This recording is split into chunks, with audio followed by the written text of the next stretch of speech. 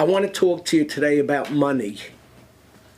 Now, the reality is a priest wouldn't start out with those words because Judaism and Christianity have a completely different perspective when it comes to money. In Christianity, the priest, the highest religious leader, takes a vow of poverty.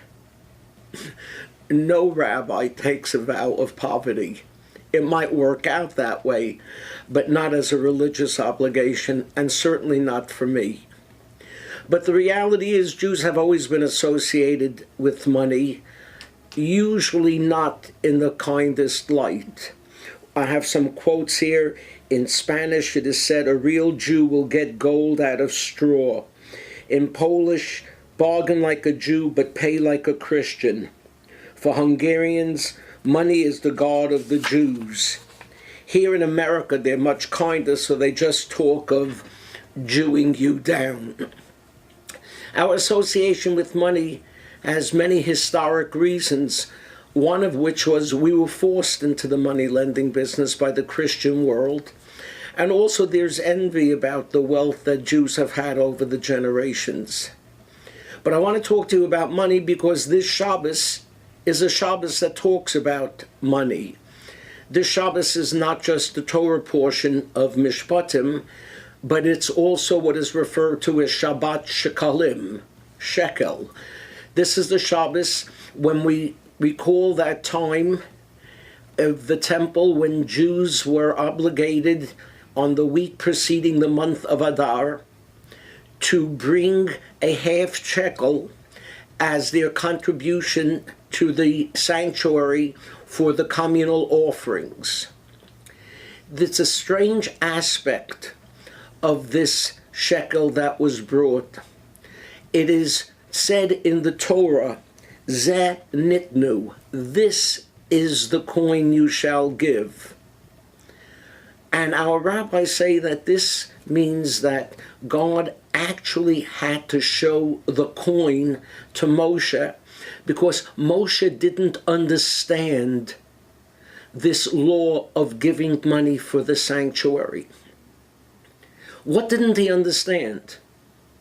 He didn't understand how something as secular as money could be associated with something as holy as the tabernacle. And so God showed him a coin, and according to the Medrash, it was a coin of fire. And with that, Moshe understood.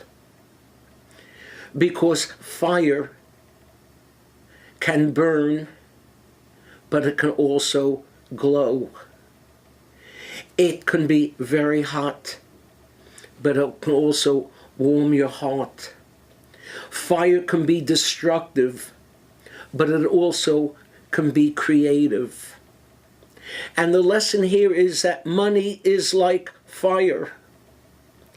How you use it decides whether it's going to be destructive or creative. Let me give you an example in the Jewish world. Charles Kushner, the father of Jared Kushner. Charles Kushner is not speaking with his brother or his sister. They've been in and out of court. Over what? Over money. But then there are others who use their money for such good use. Leslie Wexner from The Limited. He owns The Limited, which is also Bath and Body Works and also Victoria's Secret. And you know what he does with his money? He gives a fortune to Jewish causes. He established the Wexner Fellows, which has helped educate Jewishly a whole generation of Jewish leaders in America and in our synagogue. So you can use your money for good. And you know what? When you come to think of it, you gentlemen out there, if you want to show your appreciation to Leslie Wexner and for learning how to use money properly, next time you pass Victoria's Secret, go in, buy something for your loved one and give it to her. And when she asks, "What's this for?" just tell her Rabbi Wahlberg told me to do it. Have a good Shabbos.